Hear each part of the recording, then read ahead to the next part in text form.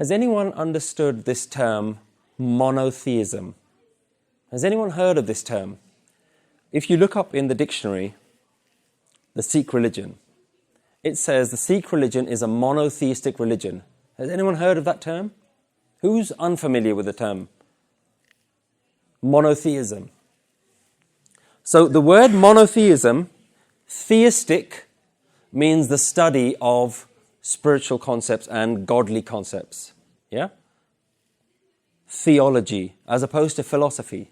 Theology is the study of some God sort of character. Yeah? So, have you ever heard that Christianity is a monotheistic religion? What is the opposite of that? Poly, right? So they came across, the British came down to India. They said, whoa, it's hot here. And then they came across all of these different traditions and they say, who do you worship? Okay, who do you worship? That's not the same as that one. Who do you worship? All of these people in India, they're all worshipping different people. But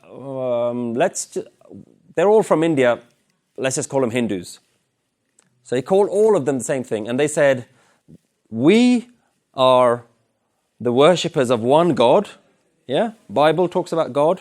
We worship that guy. But we'll just put you all into one category and we'll call you Hinduism and you worship millions of gods. So what they did was they categorized and then they came across Mr. Singh's. Do you worship a different one as well? I said, no, we don't really worship what they worship. We've got Ikwankar. I say, oh, that's a bit like ours. Oh, one God. You say, yeah, you're on our team. So we believe, the Sikhs believe, we are a monotheistic religion. Because the Christians came over and told us so. You say, oh, thank you very much for telling me. I didn't know it was a monotheism. Thank you for telling me. So who else is monotheistic? Christianity. Monotheism means the belief in one God, as opposed to the belief in many gods. Yeah? So, would you agree? Is that an accurate representation? We're monotheistic. We don't believe in many gods. Believe in one God. Yeah, apparently.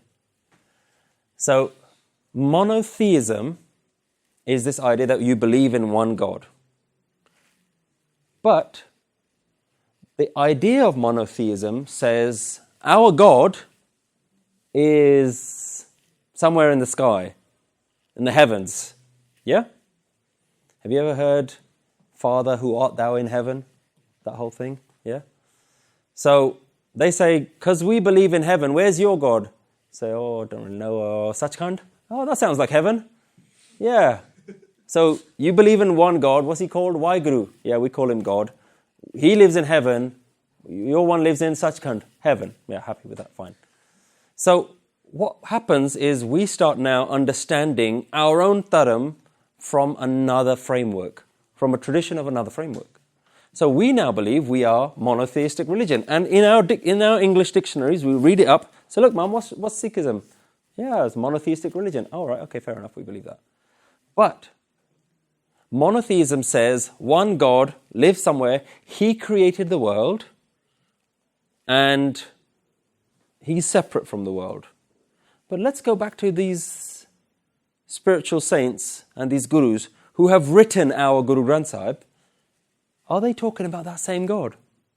Because they've said what we can see is here, now, and is everywhere. So there is a more up-to-date version, more up-to-date ideas of what the spiritual concept is that we're talking about.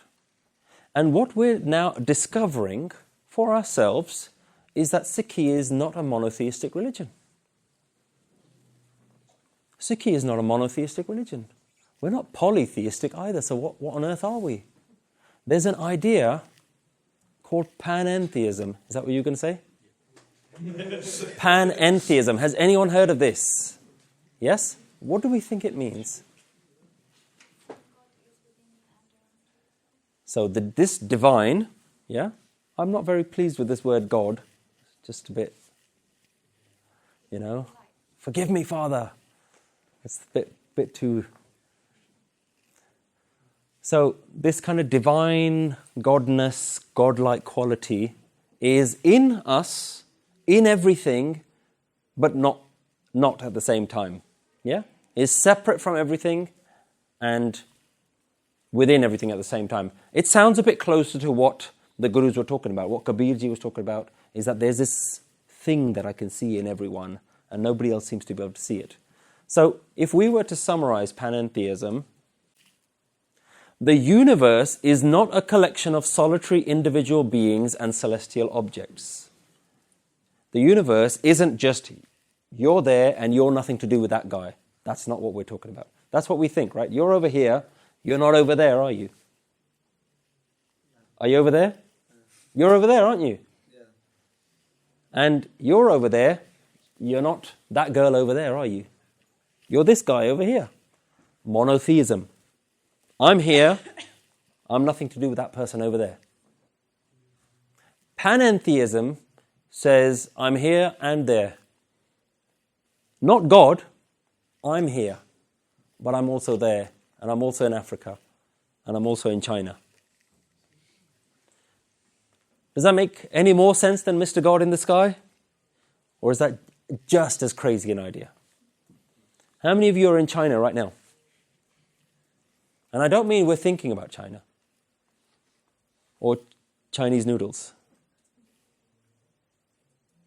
How many of you are in China right now?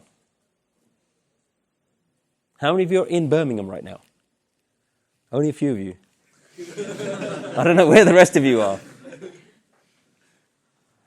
So, what we're talking about is the universe is not a collection of individual objects like we would see the world. Like you're here, you're here, you're here, you're there. We're all individuals. Panentheism says that's not how the universe works. And the earth isn't separate from the moon, and the moon isn't separate from the sun. Pan means within. I think it's got some Greek origins. Panentheism is within and without. Panentheism says the universe is in fact one single entity manifest in a lot of different forms. Let that just settle in for a moment. The universe is just one guy. The universe is one thing that just looks like a lot of different things. What do you guys think about that? You know what that means? You are the sun. You're the moon. Or you're the moon as well. And you're him. And you're her as well. Does it sound crazy? Makes sense. Does it? Well, I think so. Yeah? Makes sense? I think so. Not sure.